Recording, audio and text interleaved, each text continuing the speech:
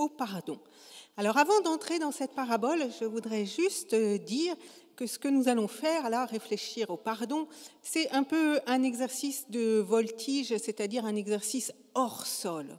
Nous allons disserter sur la notion du pardon, très bien, mais en réalité, quelque part, j'allais dire, je ne veux pas dire que ça ne sert à rien, c'est toujours bon de réfléchir, mais le pardon, c'est quelque chose qui s'ancre dans notre réalité. C'est quelque chose, c'est une dimension qui se vit au plus près du réel de nos vies. Quelque part, nous pouvons parler pendant des heures sur le pardon, mais tant qu'on ne rentre pas dans l'exercice, je dirais, dans l'épreuve du pardon, dans l'âpreté du réel, eh bien, dans le coup intérieur du pardon, eh bien, les paroles restent forcément lettres mortes.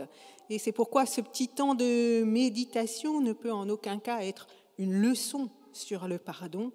Tout au plus pouvons-nous chacun témoigner les uns pour les autres de la manière dont le pardon est un ressort positif dans nos vies. Alors risquons-nous maintenant quand même à l'écoute de cette petite parabole. Alors voilà que Pierre, ça commence comme ça, 2 petits mots d'introduction. Pierre qui aura par la suite beaucoup à se faire pardonner par la lâcheté dont il fera preuve au soir de l'arrestation, lui qui, vous le savez, reniera Jésus plutôt que de partager son sort. Voilà donc que Pierre s'efforce pour le moment d'établir une jauge au pardon. Jusqu'à combien de fois devrais-je pardonner ? Finalement, Pierre est assez magnanime puisqu'il dit jusqu'à 7 fois. 7 fois, c'est déjà beaucoup. Pierre est déjà bien au-delà de la logique du donnant-donnant. Vous savez, allez, je te pardonne, si tu me pardonnes. Pierre imagine un pardon beaucoup plus large. Mais Jésus va le prendre au piège de sa comptabilité. La réponse claque, non pas 7 fois, non, mais jusqu'à 70 fois 7 fois. 70 fois 7 fois, c'est une manière de désigner une plénitude, un infini, une manière de dire que peut-être on n'a jamais fini de pardonner. Pour faire comprendre à Pierre que le pardon n'est pas une jauge comptable, Jésus lui raconte donc une petite histoire où l'on va découvrir que le pardon est finalement un engagement de soi dans la relation à l'autre. Alors, entrons dans cette petite parabole. Je vais vous proposer une piste, mais il y en a beaucoup d'autres puisque c'est une parabole et il y a plusieurs manières de lire ce récit. Jésus commence avec cette histoire et il nous dit « Le royaume des cieux est semblable à un roi qui voulut faire rendre des comptes à ses serviteurs. » Alors, je ne sais pas pour vous, mais un roi qui veut faire rendre des comptes à ses serviteurs, pour moi, ça ne ressemble pas en premier lieu à l'idée que je me fais du royaume des cieux. En général, quand on règle ses comptes, l'expression est plutôt de mauvais augure. Dans nos relations, nous savons bien que nous parlons, nous disons « je vais régler mes comptes avec lui » ou « je vais lui régler ses comptes ». Ça veut bien dire que la situation est tout sauf paisible. Mais voilà qu'un second élément peut accroître l'inquiétude. Car il apparaît que le serviteur doit une très grande somme d'argent. Le texte grec précise 10 000 talents. Alors, je ne sais pas si vous vous souvenez de la parabole des talents qu'on a fait il n'y a pas si longtemps, mais un talent, un seul talent, eh bien, c'est déjà le salaire de 20 années d'un ouvrier au champ. Un talent, c'est 20 années de travail. Alors, 10 000 talents, ce serait donc 200 000 années de travail. C'est impossible. Alors, quand on travaille ce récit, je vous assure, on relit plusieurs fois le texte pour se demander si on n'a pas fait une petite erreur. On va vérifier, mais non. C'est bien d'une dette abyssale dont il s'agit, impossible à recouvrer à l'échelle d'une vie, ni même à l'échelle des générations. Et d'ailleurs, la dette est tellement abyssale que notre roi sait bien qu'on ne peut rien y faire. Il envisage donc de se saisir non seulement de cet homme, de ses biens, mais aussi de sa femme, de ses enfants. Bref, de le réduire à rien jusqu'à ce que la mort elle-même, sans doute, le réduise en poussière. Comme on peut être parfois lorsque la colère nous emporte et que la violence de nos sentiments nous dépasse et que nous aimerions que l'autre morde la poussière et plus encore. Le serviteur va quand même essayer de se jeter aux pieds de son maître et l'implorer « Prends patience, je te rendrai ce que je te dois ».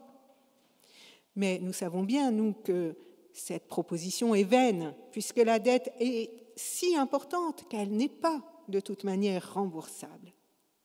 Mais voilà qu'il se passe quand même une chose incroyable, c'est que notre roi va se trouver bouleversé. En grec, c'est pris aux entrailles, ému de compassion, disent les traductions. On pourrait dire pris aux tripes quelque part.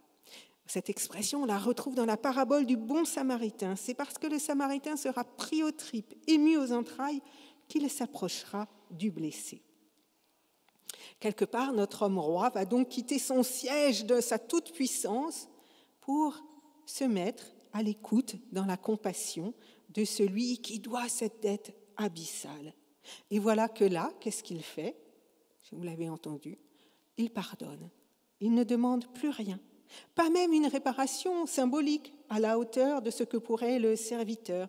Il libère l'homme de sa dette sans rien demander en échange. Il le laisse aller libre, il le délie. Voilà, ça serait bien que la parabole s'arrête là, happy end.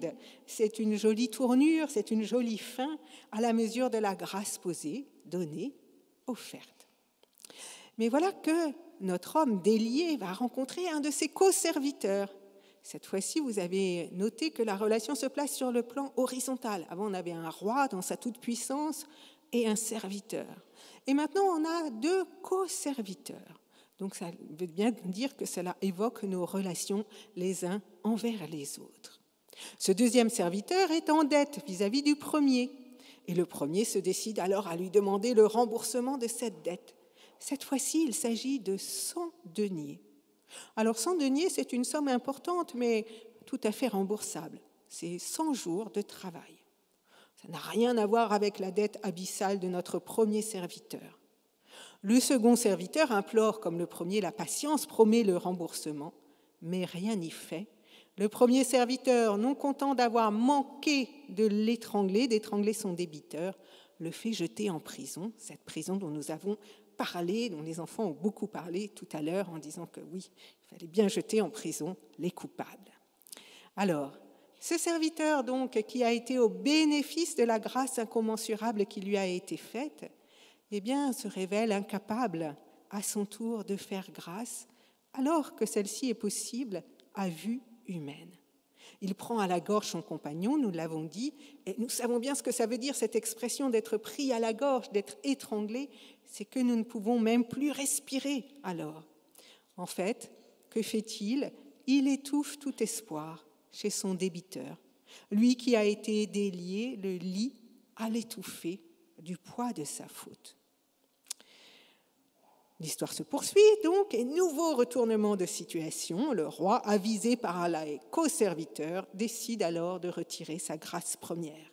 Puisque le serviteur n'a pas pu pardonner, alors que lui-même avait été pardonné, eh bien, qu'à cela ne tienne, jetons-le en prison.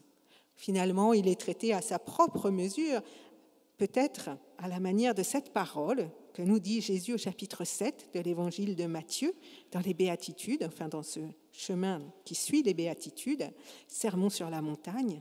Ne jugez pas afin que vous ne soyez pas jugés, car c'est de la façon dont vous jugez que l'on vous jugera. Et qui plus est, non seulement notre serviteur se retrouve en prison, mais qui plus est, il se retrouve dans les mains, vous l'avez entendu, de qui? Je vous réveille un petit peu. Qui va s'occuper de lui? Le bourreau, tout à fait. Donc non seulement il est en prison, mais en plus, il va se trouver être torturé par le bourreau.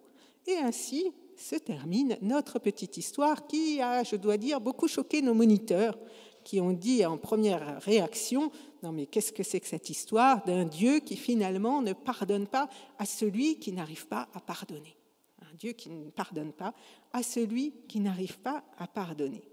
À noter que ce qui a choqué, c'était quand même que le plus, c'est que Dieu retire sa grâce, mais pas que notre homme n'ait pas réussi à pardonner, comme si cela signifiait que finalement, c'était bien difficile de pardonner à vues humaines. Alors, comment comprendre cette petite histoire? Il me semble, donc ça c'est une interprétation, il y en a d'autres sur la figure du roi, mais je vais rester à cette première parce que sinon ce serait trop long. Une des possibilités, c'est de considérer bien sûr ce roi comme une figure de Dieu ou du Christ, puisqu'il s'agit, nous dit-on, d'un homme roi. Cela a du sens puisque nous considérons la dette abyssale que le serviteur doit à Dieu. Effectivement, si nous considérons notre propre misère intérieure, face à la sainteté de Dieu, eh bien, nous pouvons simplement avoir le sentiment de l'immense fossé, quelque part, qui nous sépare en humanité de Dieu. Et comment rendre à Dieu, d'ailleurs, ce que nous lui devons ? Ce n'est impossible, car nous recevons tant de bénédictions dans notre vie, de dons. Nous recevons la vie, nous recevons le temps, nous recevons l'amour, nous recevons l'amitié, nous recevons le monde qui nous porte. Comment rendre ce qui nous est donné ? C'est impossible. Et puis si nous nous plaçons sur le plan des relations humaines, eh bien nous savons bien que nous avons du mal à aimer, même si nous nous efforçons d'être des bons élèves. Alors comment mesurer l'étroitesse de nos cœurs au don du Père et à la largesse de son amour manifesté en Christ ? Alors oui, face à Dieu, forcément, notre dette est d'une certaine manière abyssale. Et nous ne pouvons pas rendre à Dieu ce qu'il nous donne. Et nous savons bien que si nous cherchons à faire des comptes, comme Luther par exemple s'était forcé de faire les comptes avec Dieu, eh bien nous ne pouvons qu'avoir le sentiment d'être en dette et entrer alors dans le désespoir. C'est ce désespoir, vous le savez, qu'a ressenti Luther, qui ressentait son indignité de manière croissante au fur et à mesure qu'il s'efforçait pourtant de négocier avec Dieu et de se rapprocher des portes du paradis. D'une certaine manière, je crois que ces 10 000 talents sont une façon de nous dire que l'homme ne peut pas négocier avec Dieu sa grâce, il sera jamais un débiteur. Mais souvenez-vous, la situation se retourne. Le roi va faire grâce, non pas parce que le serviteur va honorer sa dette, il va faire grâce parce qu'il est saisi aux tripes par infinie compassion. En Christ, nous dit cette parabole, Dieu se révèle dans sa miséricorde. Il fait grâce, et cette grâce est totale, elle est pleine, elle est entière. En Christ, nous sommes graciés pour rien, sans contrepartie aucune, sans aucun donnant-donnant. C'est ce que nous aimons mettre en avant, nous les protestants, comme étant la grâce seule. Donnée sans contrepartie aucune, même pas quelques patères à réciter. La grâce pleine et entière pour que nous puissions avancer dans nos vies, libérés du poids de nos misères, renouvelés par l'amour, portés par cette grâce donnée pour rien, comme un cadeau. Et c'est ce qui arrive au serviteur. Le voici délié, nous dit le grec, et il va sortir avec toute l'idée de liberté qui résulte de ce petit mot « sortir ». Contrairement à Pierre, qui, souvenez-vous, voulait tenir les comptes, jusqu'à combien de fois pardonnerai-je ? Eh bien, le Dieu de la parabole est un Dieu qui renonce à tenir les comptes. Il donne la largesse de son amour, un amour aussi infini que l'expriment ses 10 000 talents, ses 200 000 années de travail. Bref, il nous donne son amour, tout simplement, en plénitude, et il n'y a rien à rendre. Cette grâce de Dieu, c'est celle que nous annonçons tous les dimanches au culte. Et d'ailleurs, une fois qu'on a reçu cette grâce de Dieu, eh bien, symboliquement, nous nous levons pour manifester cette nouveauté de vie à laquelle nous sommes appelés à marcher. Mais la suite de la parabole, ensuite, forcément, nous exhorte. Elle nous dit que cette grâce de Dieu n'est pas pour nous tout seuls. Elle nous relève, oui, mais pas pour que nous restions statiques sur notre banc. Elle nous relève pour que nous allions marcher en nouveauté de vie. Nous qui expérimentons la joie d'un amour qui dépasse le poids de nos fautes, nous voici interpellés. Comment vivre le pardon à l'échelle de nos relations interpersonnelles ? Et c'est là que le bas blesse dans notre histoire, parce que le pardon reçu, notre serviteur peine à en vivre. Plus exactement, c'est comme si ce pardon reçu ne lui faisait rien, comme si ça le laissait de marbre, on peut dire, de pierre un petit peu. Ce pardon ne suscite aucune transformation intérieure. Au contraire, il va se montrer impitoyable. Autrement dit, que Dieu nous fasse grâce, grand bien nous fasse, nous en sommes très heureux, mais de là, nous, à pardonner, ça, c'est une autre histoire. C'est pourquoi la fin de l'histoire claque, un petit peu comme une menace. Et je ne crois pas que cette menace soit là pour nous dire que Dieu n'est plus un Dieu de grâce, qu'il resterait dans son jugement, parce que tous les textes bibliques nous annoncent la grâce de Dieu. Je crois que cette conclusion vise à susciter une réaction chez nous, les auditeurs.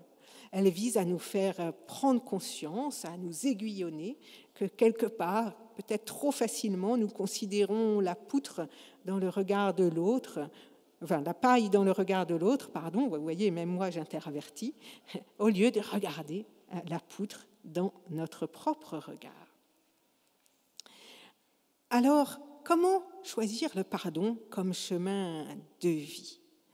Car notre serviteur, qui va rester dans sa colère et qui va se montrer impitoyable, va, nous l'avons dit, être livré au bourreau et emprisonné.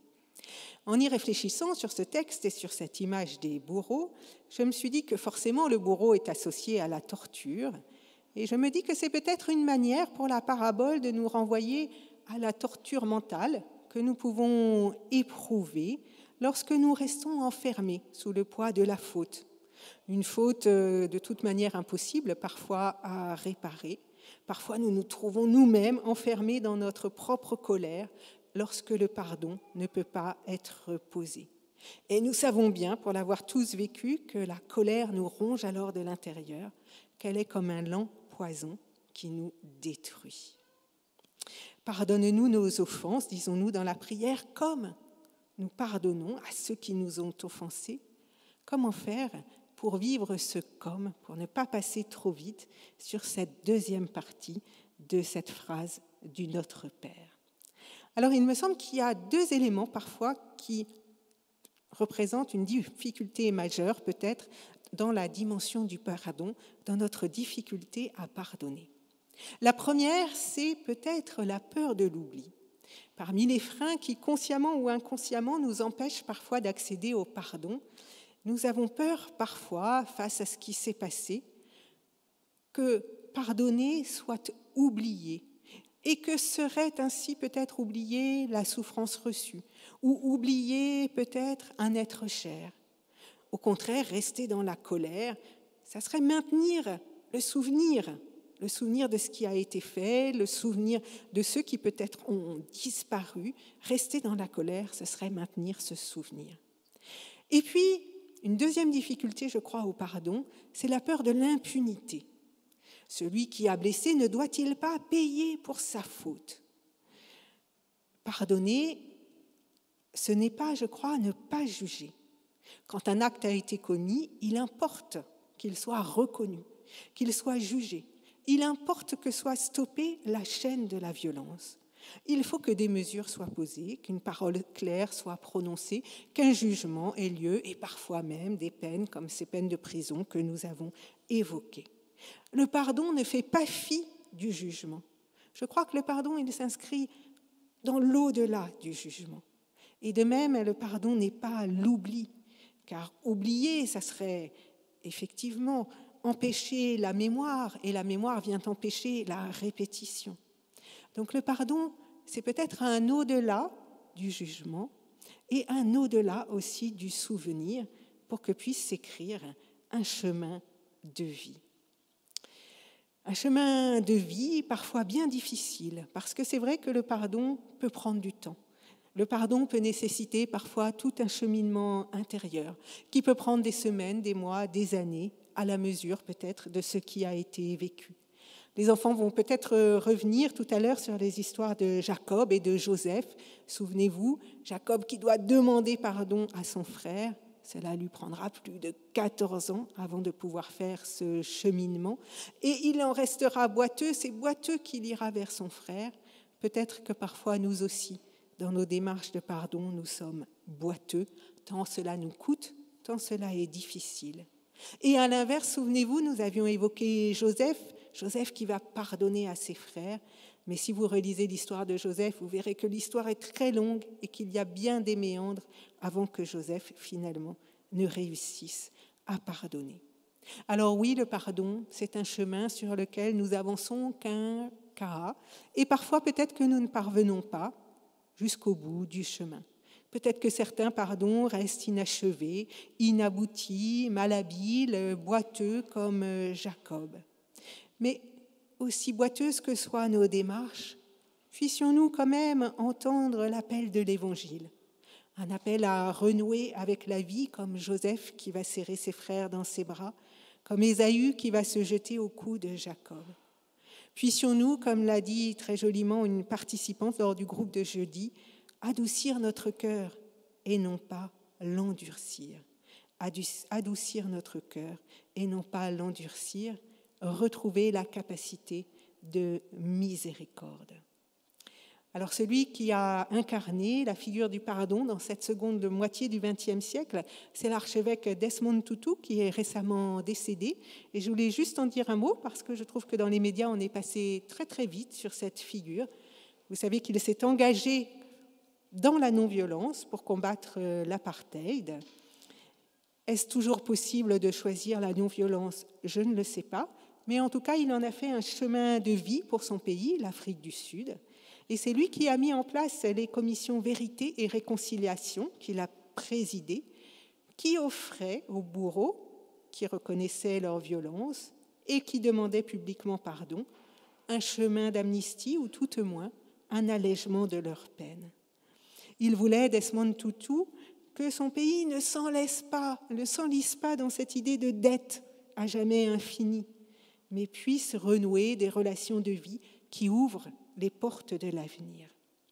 Alors, une telle démarche est-elle toujours possible ? Je ne sais pas, mais je sais qu'il a cherché à dénouer les chevaux de la haine. Voilà, le pardon est un don, non pas donner une jauge comptable, c'est un don de soi en plénitude. Puissions-nous le recevoir dans cette grâce que Dieu nous fait pour le poser à notre tour sur notre chemin. Amen.